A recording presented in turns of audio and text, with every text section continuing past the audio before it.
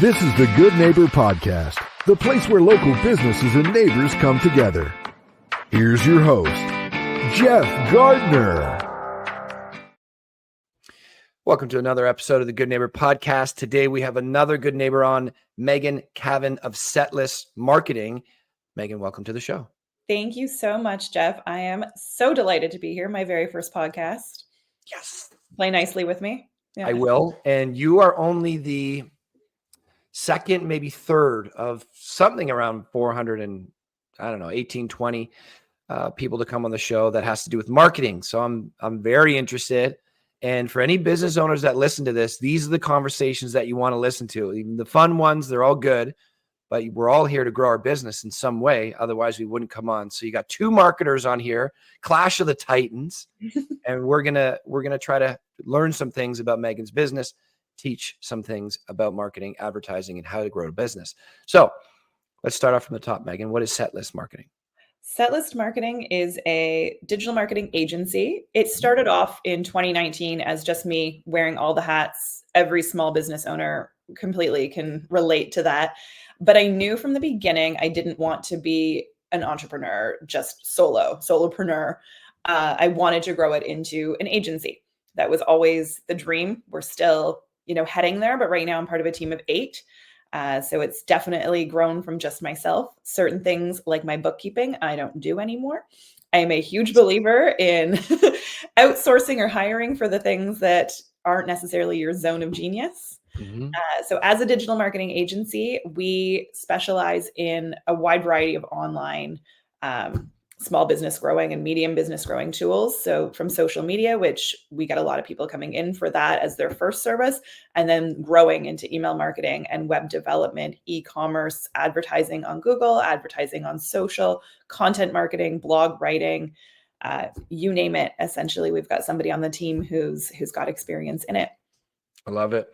Now, before we get into your story, everybody knows, I shouldn't say everybody knows. Most people know the questions we ask, as we ask them on every one. But this podcast is a little different because, as I said from the beginning, it's not too often that we can talk about growing a business. And that's essentially why everybody's coming on here. When I talk to a chiropractor, we're letting people know about their chiropractic clinic, not skills on how to grow a business. So I'm going to derail the conversation selfishly because I also want to know how to grow my business. Go ahead. And, let's start off with a couple of things. So when you say we have blog, we have people that can write content. We can do blogs, social media. We have email campaigns, and we offer social media services to people. I have two types of services, and I'm aware of two types of services. There's the done for you option, and then there's done with you. I find done for you typically to be a lot higher in price, of course, but it's a lot harder to deliver and harder to scale. There's not too many full done for you businesses out there that I've come across. Done for you seems to produce better results typically because you have the vision of the entrepreneur with you, but they don't want to give up their time for it, which I get. So in a perfect world, you get the same results from done for you as you would with done with you for done for you, and you wouldn't have to have the business owner involved at all. So if I'm a potential client, which we are looking for a social media agency to work with right now, third party, we're not going to hire them in-house, at least for now. So we're going to outsource right here locally in Barrie. I hope all businesses are trying to do that rather than getting somebody in the States. We got good talent right here in Barrie. So much of it. Yeah, just do a quick search, put those dollars back in the community, and you'll be better for it. I'm almost sure of it. So if I am a potential client, we do a lot of posting right now. Like we post a lot on Facebook, Instagram, LinkedIn, and YouTube and our podcasting platforms. So if I come to you for, let's just say, social media, as I think that's a common topic for most people. It is a lot. Yeah. Yeah. I think most people want to build up, especially their Facebook, Instagram, probably some LinkedIn there as well. But I think for maybe the wrong reasons in a lot of cases. I think they're for vanity metrics more so. But for growing the business, let's just talk about it. If I come to you for social media services, what can I expect? Yeah. One of the first things that you can expect with us is that we don't offer packages. Oh, We are custom fully because everybody's needs are so different. So it is, how many times a week do you want us to be posting? Do you want different content that's going to be optimized on LinkedIn as opposed to what we're writing on Instagram? Do you want us to be creating templates for you? Do you want us to create reels for you? Do you want us to do photo shoots or video shoots with you? Do you have the content that you're going to be, giving us anything? Are we writing everything ourselves? Are we optimizing things for you, such as your bio, your highlights, your stories? Are we doing anything on your LinkedIn page itself before we even start to be posting? Where are people going? Are we doing a link in bio for you on Instagram? So there's so many things. There's pinned posts that can happen on Instagram, featured posts on Facebook, pinned posts on LinkedIn. So every platform has this ability for you to showcase something that's coming up. So before we even get into pricing, we have to know your needs. And we always say our best clients to work with are people who understand the value of social, what it can bring to their business, but don't want to be doing it themselves. And that's really, if we have to sell you on the idea of social, we're probably not a good fit, because right there's already a roadblock to you saying, no, we're not really interested. We don't see that this is worth our time and our budget. okay. So once we hit that point, then we can start talking about what that package can look like based on what your needs are and our recommendations. Because a lot of times people are coming to us, they don't know this terminology. They don't know why they might need highlights where people can click above their Instagram grid and see these first slides that are really informing about their services or products or special events, their involvement in the community, just how to contact them. These really easy questions that people are almost using social media. They are not almost, they are using it as a mini website. Instead of going to your website, they're going to one of your social pages. And is that how it should be treated? Or should I expect to spend X amount, like a general, what's the word I'm looking for? General assumption for when I'm spending dollars on marketing in general. Marketing, super vast word, super vast world, umbrella term for everything from a print ad to social media post to some people think marketing is slapping a logo on my hoodie. I look at marketing as making the unknown known. I remember when my mentor told it to me. So it actually has, marketing is like a verb. If I just slap a logo on my hoodie, no one knows about it other than me yet. Once it's taken somewhere, then the act of marketing has happened. That's the way I look at it. Somebody other than me must be introduced to this thing for marketing to happen. That's the way I look at it. So let's talk about the value of social media for people that don't know. As many people are going to watch this. Some people will have social media, probably more than not, since they're going to be watching it on an online space, and they're probably attracted to it from our social media. But let's talk about the value of it. What can we expect? Is this to grow my business, or is this to help provide a valuable image of my business so that when people vet me, they can see something has already brought them, something has already hooked their attention to come to my social media where they vet me and they can see that I'm a high quality business or that I'm a completely inactive business.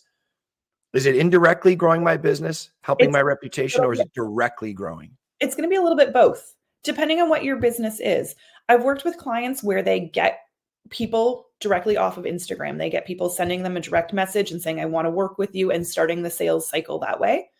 And I always tell people like that, like, find out how they found you, talk to them. This is marketing in play, is when they reach out to you on your socials directly. How did they find you? Did somebody refer them, or did they just, explore certain hashtags? What was that brought them to your social page?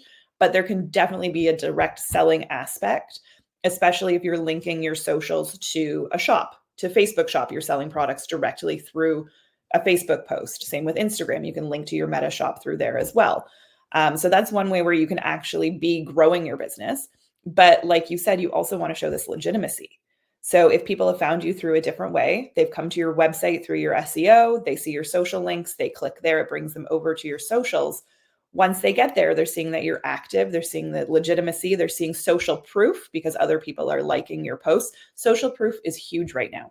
You can't really put a dollar value on what that means to your business, to be having followers, to be having likes, to be having reviews.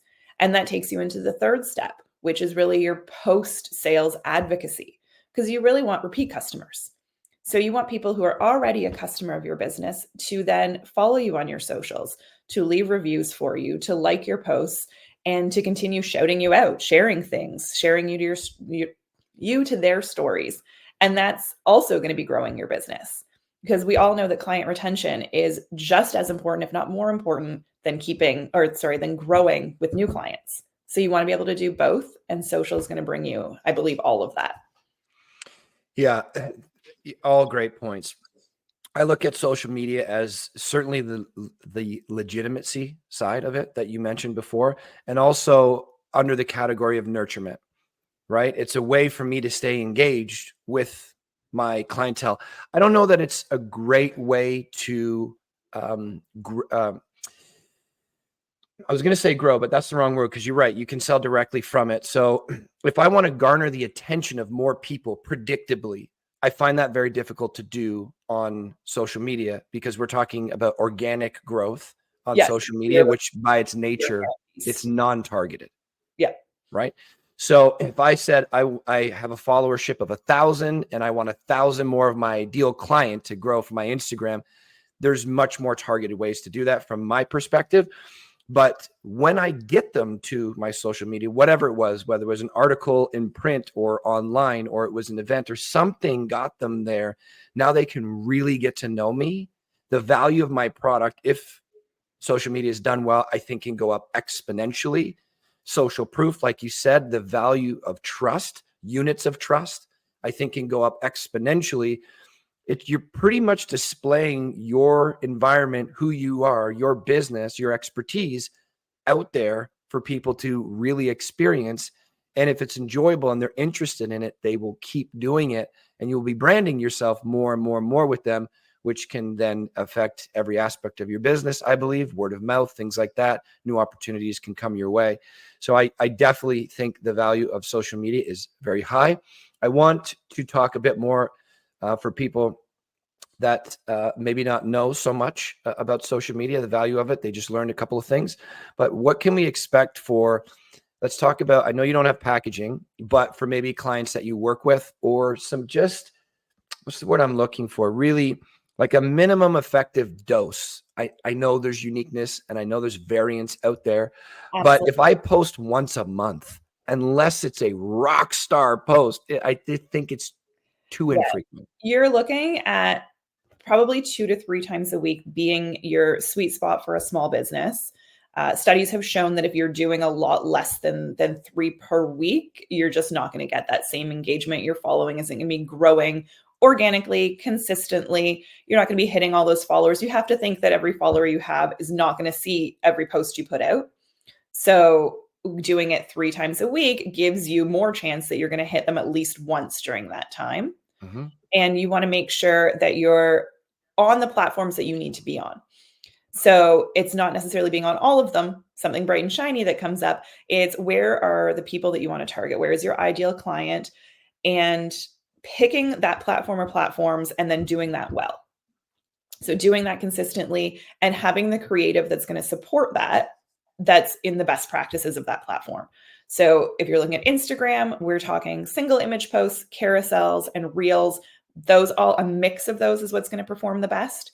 If you're looking at somewhere like LinkedIn, you're going to have a little bit more of a professional look.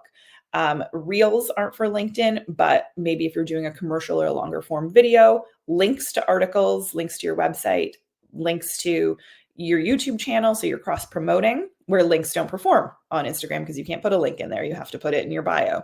So I think just knowing what to do on which platform, where you want to be on, and then having that consistency week over week. Before we move on to the links for Instagram, what do you think about Facebook for like a major driver of business in this day and age for social media? Is it not? It's interesting because Facebook is still your average daily user, average monthly user. It is still the highest. So it is still the beast that is out there that everybody still wants to tame. So people can say that Facebook is done, but then they're still scrolling on it. And it also depends on what demographic you're looking at.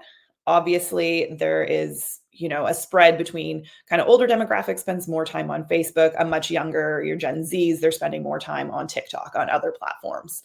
But I think you still need to have that Facebook page, that Facebook presence. Again, that idea of this mini hub, this mini website hub where people can go. If you don't have a page on Facebook, are you really a business? Are you really legitimate if somebody's going to find you?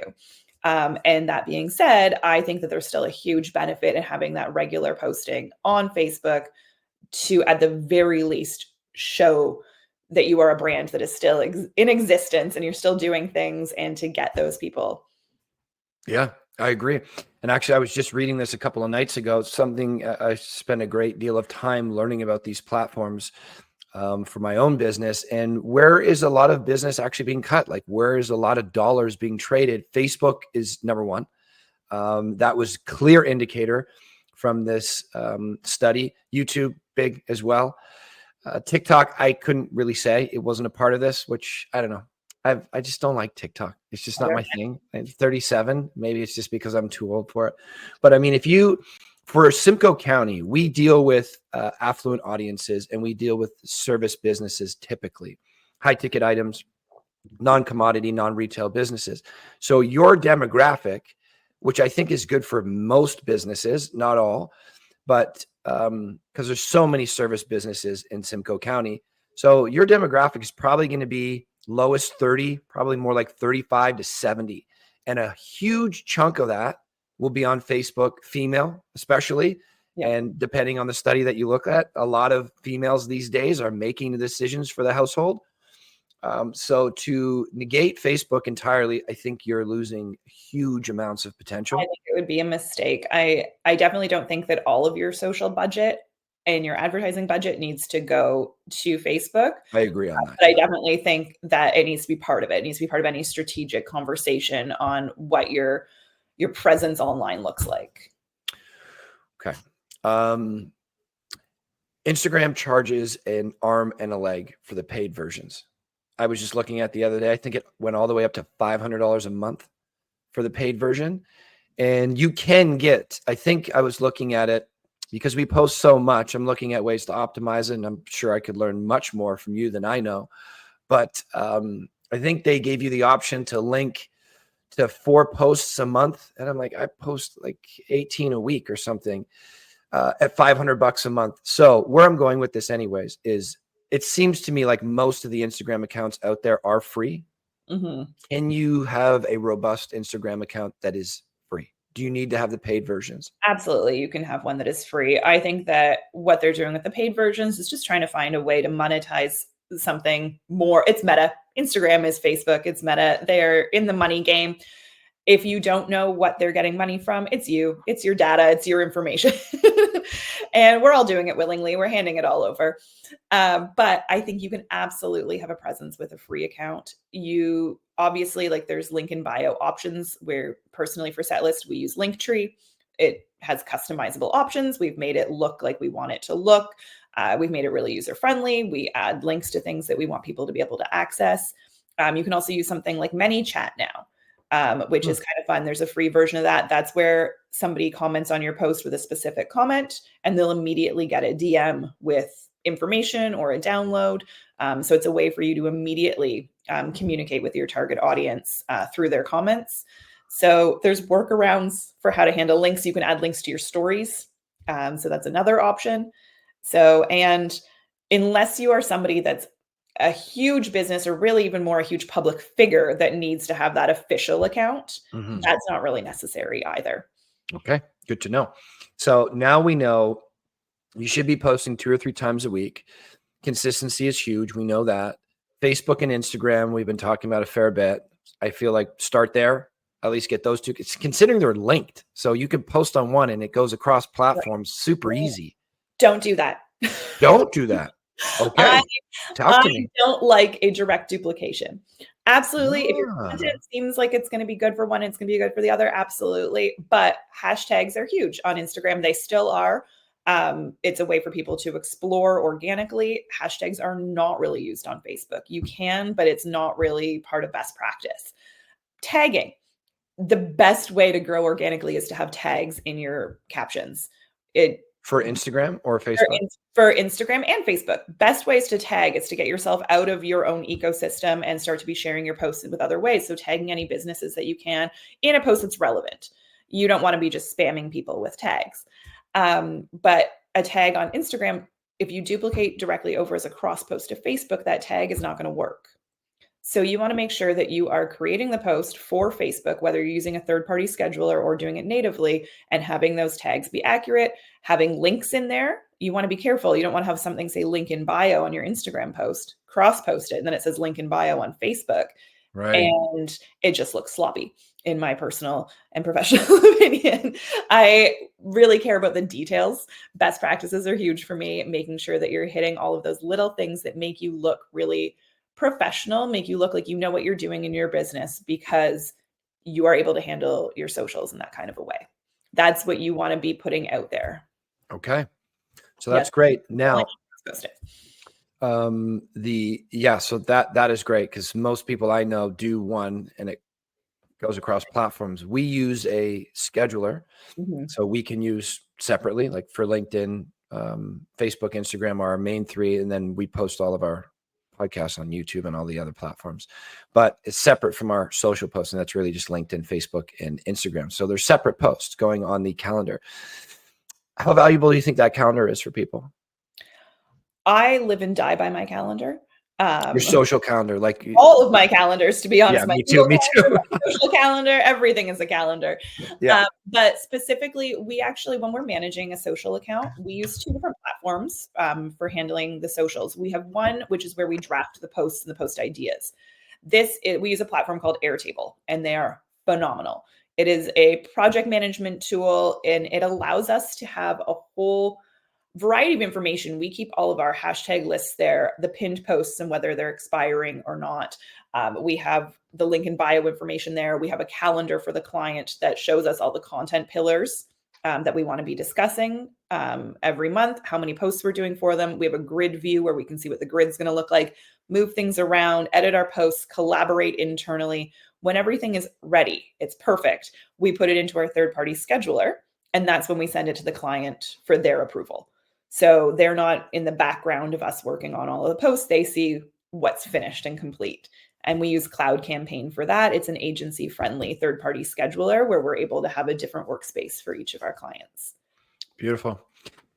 Okay, so now people know a couple times a week, Facebook, Instagram, two good platforms to start on. Don't negate either. Don't rely on either. Do both and do them separately, separate posts. Potentially use a social calendar. They're everywhere. Ours is nothing special. It does everything we need it to do, and we pretty much schedule out an entire month in a few hours. You can use, like, we've used Planoly, we've used Later, we've used Sendable, we've used Cloud Campaign. Like we've used HubSpot. And also we've natively done them. You can even schedule, you're not getting a calendar, but you can schedule your posts in advance on the Meta Business Suite. Perfect. Any other tips and tricks for the business owner that maybe doesn't know how to optimize, doesn't even know what that means, or is new to the social media world? Just simple tips and tricks. Yeah, try and have your handle be the same on all of your different platforms. That's going to make it really consistent for people who are trying to find you. Try and have it be your business name, a location if you think that that's going to be necessary, but hopefully it's tied in across your business name, your website, all of your handles. The more that you can have that be consistent, the better. Begin the way you mean to continue is a mantra that I always subscribe to. That one's really important to me. I've done it across the board with my business. So what that means to me personally is to put the effort in that you think is going to be necessary to get the results that you want, and to use the tools that you think are going to benefit you. So don't go into it half-assed in a way that isn't going to have a long-term effect on your business. If you're not ready to be doing social, then maybe now isn't the time.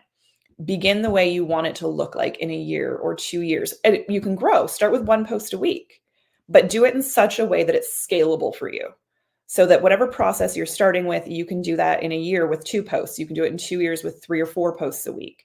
You can do it when you bring somebody on to help you with the business.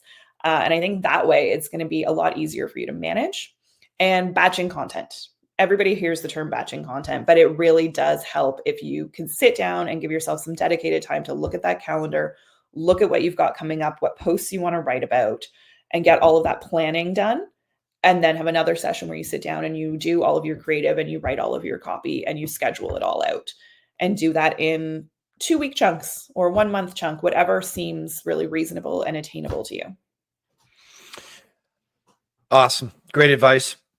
Last thing would be, so somebody heard that, what you just said, batching content. Maybe they haven't even heard of that word before, that term before, but they just heard, sit down, think about what you want to do, then sit down again, write it, create it, and then essentially post it. And somebody right now, or whenever we post this in a couple of weeks, is probably thinking, what the fuck do I write about? What do I'm just an electrician. I love doing electrical stuff and we're great at it, or we make kitchens. We custom make homes. What do I write about? So one of the things that we do when we bring on a new client is we look at content pillars. So we would say services would be one of the first ones for an electrician. What services do you offer? And then we would talk about, maybe before and after scenarios, problems that people have had that you've been able to solve. What have you done recently? And then we would have one that's maybe, a spotlight on a recent project where you've got some pictures from it. Maybe you've hung a light, maybe you've done something, more elaborate, like hooking up a hot tub or something like that, which in December is amazing. Who doesn't want to think about their hot tub in December?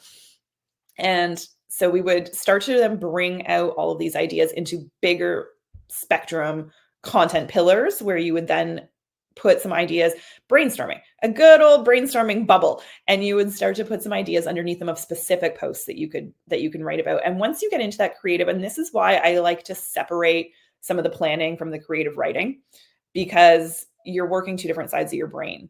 And you want to start getting into that creative part when you're talking about actual content ideas and how you can then explore that topic. And maybe you want to talk more about your brand. So maybe there's several of you that all work together. So how do you do posts about that? You want to talk about the community that you're in. Maybe you sponsor a little league team, right? Maybe there's events that you go to. You are part of the Barrie Chamber of Commerce. Like, how are you involved in your community and how can you talk about that? And all of a sudden, once you've got 5 or 6 of these content pillars and then some ideas underneath each one, you realize that you've already got yourself like 3 or 4 months of content that you can write about. How much should we be sharing about our personal self? I hear that often. You were talking about the business side there, which I think is critical. People need to know about your business if you're going to spend this kind of time and likely money, which we'll get to in a moment.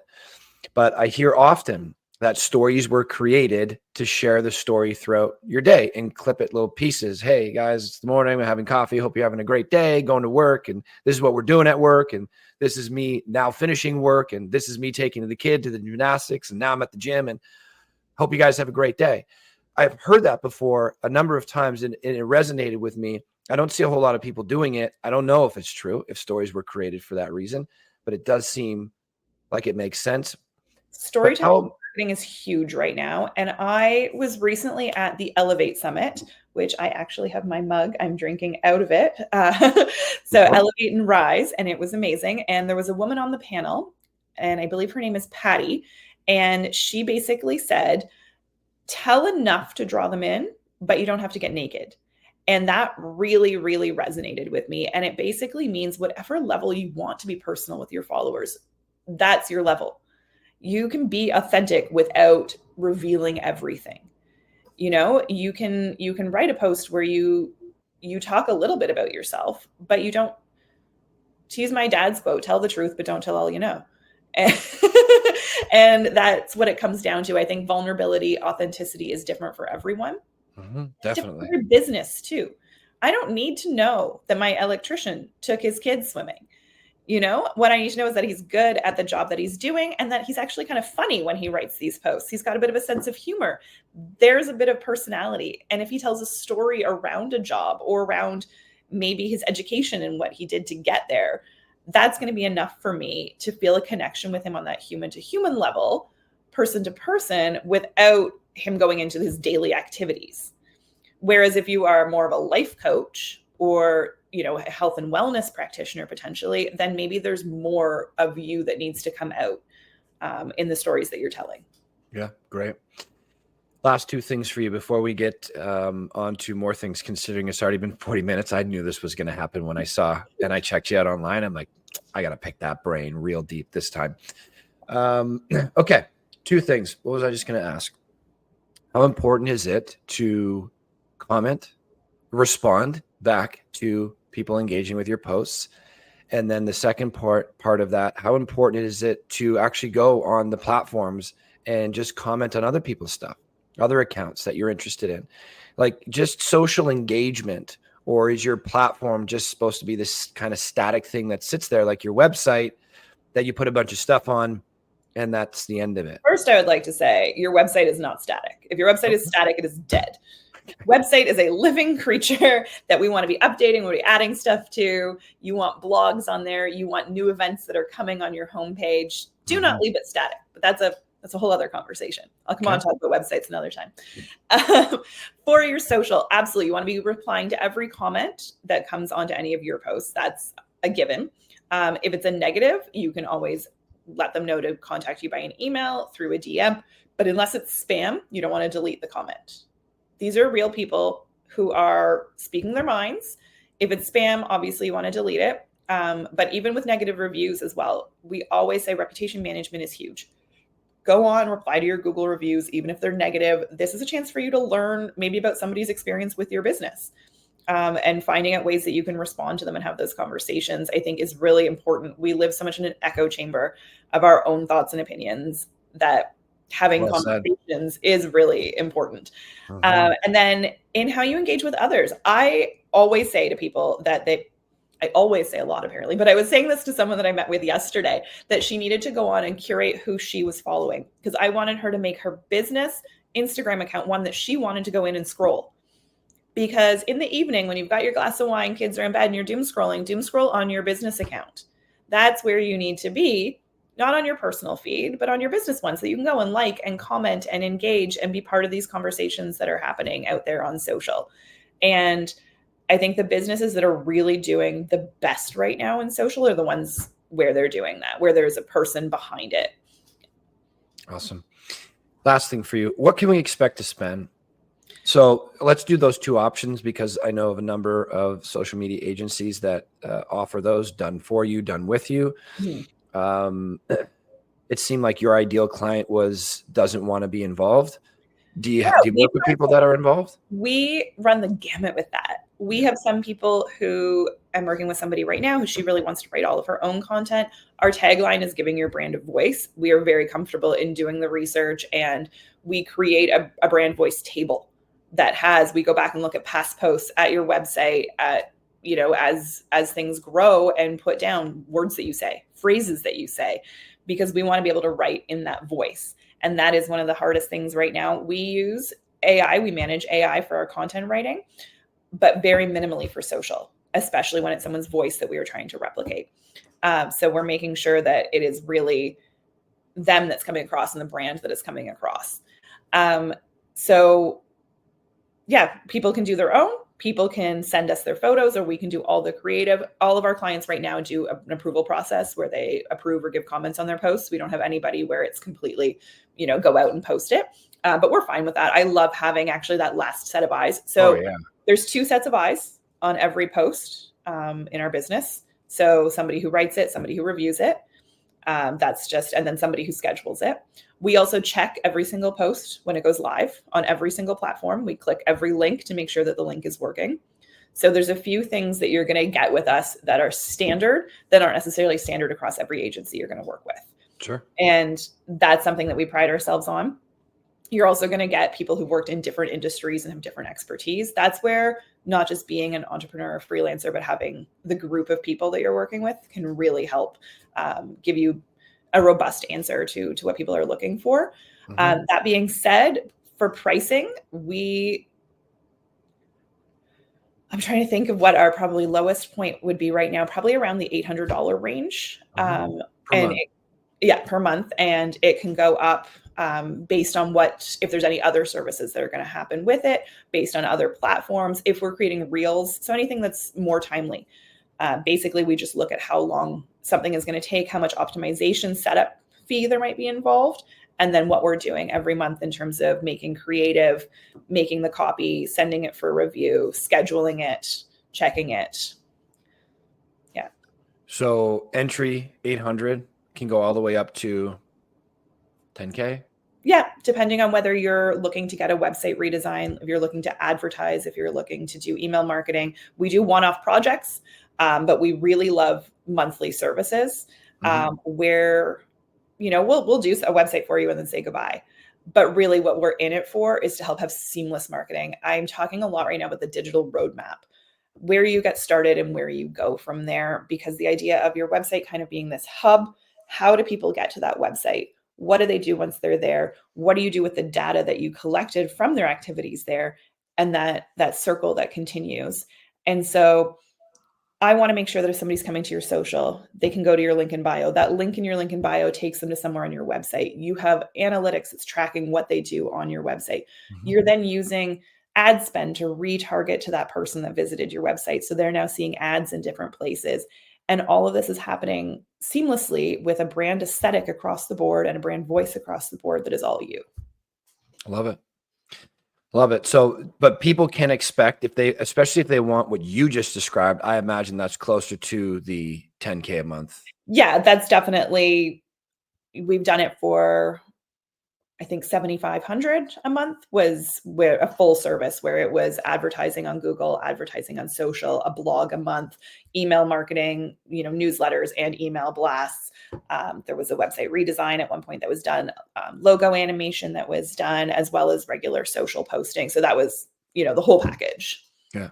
Awesome. But I also talk to people about how we can slowly implement that and what that can look like over time. As you grow, we want to grow. We are designed to grow alongside businesses. So if we start with someone small, we're designed to scale. Or if we come in, you're an existing medium to large business, then, we're there to meet you where you're at. I'm curious because first off, great information. I'm very grateful for you taking us down this journey with you. Oh, I love talking about it. Yeah. And that's the point of this, right? Like, let's talk about your business. And if we can educate the audience on not just your business, but best practices for things that are hot topics like marketing, like social media. Marketing isn't a dirty word. If you get it right, it'd be the best investment you ever make. I don't know that can be beaten. The businesses that I know that are extremely successful are successful because they got marketing right, not because their product is groundbreaking. Unless you make something like this or a Tesla, something that is actually groundbreaking. What I have found is most businesses are relatively, a little bit better, a little bit worse, but one electrician to one physiotherapist to another, I doubt one is going to be 10 times better than the other. Maybe better, maybe a little bit not better, but better for the person. What's the objectivity there? Like, what's good for you isn't good for me. Sure. Yeah. And that's where marketing comes in to show us, is this chiropractor going to be right for you, or is it going to be right for me, based on how they're presenting themselves on their socials, on their website. Right. And if you don't do it, if you don't spread the message in some way, people won't be able to choose you over another. They won't know. Pivoting a little bit, I find the story so fascinating of people, right? I look at people as this like big book, like to read a lot and try to flip through as many pages as possible because human beings are fascinating. And I'm always curious about what brought somebody to where they are now. And at some point you decided, just by you running this business, so I'm just making an assumption, but that you like social media enough to try to master the skill. And so much so that you're going to go all in and create your own business. Entrepreneurship is not easy. Yeah. And you've been at it for 5 years now. So kudos to you for that. You've already made it past a huge milestone. For a lot of businesses, don't make it to 5 years. A lot of businesses shut down within their first. So what brought you here? Yeah, it's interesting that you asked this question, because today, this is going to show the day that we are shooting this podcast, but today a post went out on Setlist that was detailing a bit of my education background, because I actually do have a marketing background, which is surprising because a lot of times people get into fields that they actually have no background in, and they go from there. But I went to Carleton for journalism, flipped over to a Bachelor of Commerce with a concentration in marketing back in the early 2000s. And I learned about marketing plans, and I learned about all sorts of marketing, and none of it was online and none of it was social because it didn't really exist. And so I had no real plans to get into marketing at that point. I found it fascinating. I had a course in consumer behavior. I'm very susceptible to marketing myself, and I wanted to know why I was buying things. I went on a trip to Newfoundland last year because I got a lot of ads from Newfoundland tourism. It's like, this looks like a good place to go. My husband's like, Psychology is an unbelievable thing. right? So consumer behavior was fascinating. And I left there and promptly continued to bartend, work in the hospitality industry. I worked as a project manager for a health and safety company for a number of years, doing a lot of technical writing, a lot of project management. Had a complete anxiety mental health breakdown in 2013 and moved from Ottawa back to Barrie. Dealt a lot with my mental health, through therapy, through health and wellness practitioners, through medication, a whole mix of everything, through yoga.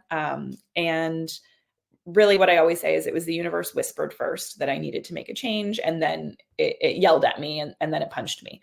And I finally listened and made the change and stopped working for the health and safety company and was working at the Speakeasy and Uncommon Good, both of which are incredible establishments in Barrie, and loved working at them, met a lot of really great people, and also decided that I wanted to do something. And I keep saying to people, you can't think your way into a life decision, because I spent a decade trying to think about what my next steps were. And it wasn't until I just said, I'm going to do this, and just did it, that things started to then snowball for me. So I signed up for a digital marketing management course with U of T. I thought, I've got a marketing background, digital's everywhere. I've been on my social a little bit, beep, boop, beep, boop. So I'll give this a go. I had a friend who was doing something else at the U of T School of Continuing Studies, and it sounded like a good direction. And I loved my course. I was way more invested than I had ever been in university. I learned so much about SEO, about advertising, about social media. And I just started really diving in and self-teaching and started applying for jobs. And every interview I went to, I was like, I can do this. I'm selling myself to you and you're not getting it. I'm going to be great at this. I've got these skills. I know project management. I know I'm detailed. I love what I'm learning. Like, come on. And after a few interviews, all with companies that had animal names, I think I interviewed for like 3 with monkey in the name. I ended up just having so many conversations with people who were like, you can do this. And a first client that was like, I'd like to work with you. And I had just met my husband at the time, and he's going, I'm supportive. And, we had just moved in together. And so that changed a lot of things financially for me too. And it's like, yeah, the universe again was saying something, and it was like, okay, this time I'm not going to wait for the black eye. I'm going to actually take steps to do this. And so I started the business in 2019, just a few months before a global pandemic hit. Perfect timing. But I managed to start getting clients, and it went from there. And I think I didn't know enough to be scared at that point. Every step seemed like the next right step to bring on, people to work with me. Instead of just having third-party contractors that I was fully outsourcing, I was bringing people in to really be part of the team and to grow this as somewhere that was really fun to work and brought an energy even to a virtual space. And the more clients we had, the more people I brought on, and it just kept going. And then all of a sudden, here we are. And, our strategy last year was survive, because I was having a baby. I had a baby January of last year. And so my team allowed me to have a mat leave, which was amazing. Not a lot of entrepreneurs get that. I took 4 months off. Everybody worked their asses off in advance and during and after to make that happen. My clients were understanding. It was a miracle. But we've always talked about roots and shoots at Setlist. This idea that we're building a foundation, we're building our roots, our processes, our SOPs, how things are going to work, who we're going to work alongside, who aligns with our values in terms of clients, and then shoots. And then it's time to put ourselves out there more and more and more and grow, because we know that we've got the foundation and we've seen that happening. And I think that 2025 is the shoots year. And it's a really exciting time for all of us. And our website is getting relaunched in January, which is going to be amazing. And Are you guys doing it? Yeah, we're doing it in-house. Yeah. Beautiful. Yeah. And we've got some really fun stuff that's happening. I've been working on Press Play Socials, which is essentially a template kit and post kit. But unlike something that you're getting online, it is custom. It's 12 custom templates and 12 custom social posts designed for you. We take your photography, we take your content, we research on your website, we take your brand guide, and we create a package that you're going to be able to post for a full month with everything that we're giving you. Or you're going to be able to spread it out over time and then reuse those templates to create a grid aesthetic that's going to be seamless with what you already have on your grid or on the socials already. So that just got launched, and yeah, we've got a lot of that does sound like a package. So that one that's because it's not a monthly service. It's a one-time, so I don't call it I call it a toolkit. So I can can't buy that again and again.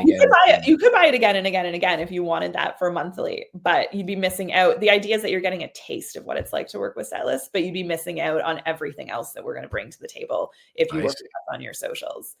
Yeah. And I've just launched a social media consultation. So it's a 1-hour consultation with me on Instagram, LinkedIn, or Facebook. You pick the platform of your choice. Let me know in advance, and I can do some research on what you've already got going, meet with you for an hour, and then give you a list of recommendations on whatever topic you wanted to talk about.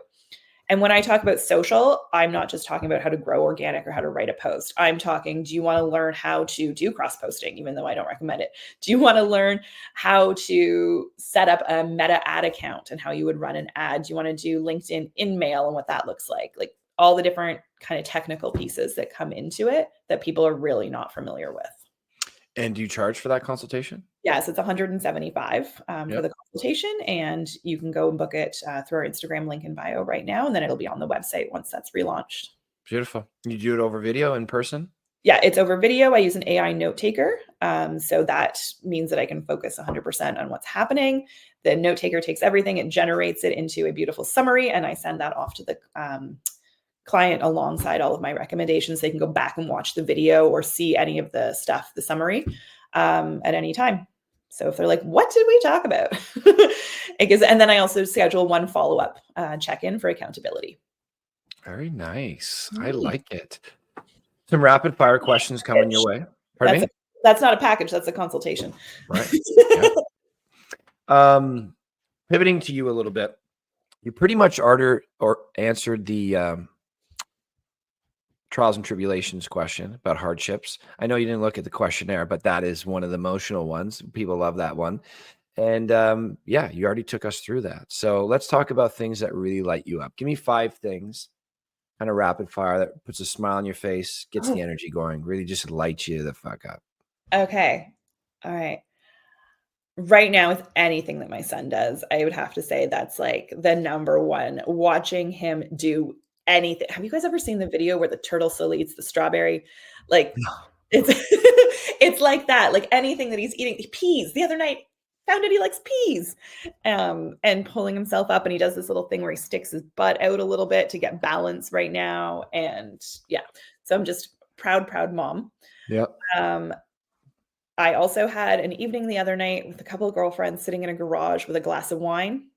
And that right now, that filled my bucket. That was exactly what I needed. It was an hour and a half to just go and be with friends. And it wasn't work related. And it wasn't, running the household, the family, all the stuff that goes along with that. So that one was definitely, so I think anything to do with friends right now, really. Yeah, it's amazing. Live music. Always, which is where Setlist came from. I worked as a security guard actually for 8 years for festivals in Ottawa, and loved it. It was a part-time thing just to see as many bands as I possibly could. And recently Arkells played at the Paul Sadlin Arena. I bought tickets, realized there was no way we could go with a baby, so offloaded the tickets. And my husband actually found the set list online, put all the music into a playlist, and we had a drink and listened to the Arkells on the night that they were doing the show. And that was really, Oh, your husband's a sweetie. What a nice, I'm going to steal that. I That's know it was insane. so special because live music has just been something that we've loved doing together. We've seen a lot of bands together. I sponsor Mariposa Folk Festival, so we went there this summer. So anything to do with that is definitely a light me up kind of thing. What's the husband's name? Matt. Thanks, Matt. You just gave me a good one. So, okay. So let me count. We got the baby. We got friends. We got live music. We still need 2. Well, and basically the baby also, I should probably give them each their own, but my entire, my family, my little ecosystem here. So my dog, Shelby, my son, Jack, and my husband, Matt, like they're everything. Yeah. Trio. Yeah. Yeah, exactly. I'm trying to think of what else has been food and drink always. Okay. Love a good drink, love a good meal, getting out, enjoying. We're really loving Bespoke right now. That's been somewhere that we've really loved to go to celebrate things. Bespoke Kitchen? Yeah. You just had them on yesterday. What are even the odds? That's amazing. Yeah, they're wonderful. The food is great. The cocktails are great. The ambiance that we actually did a photo shoot there a few years ago with the team, just because it resonates so much with our brand.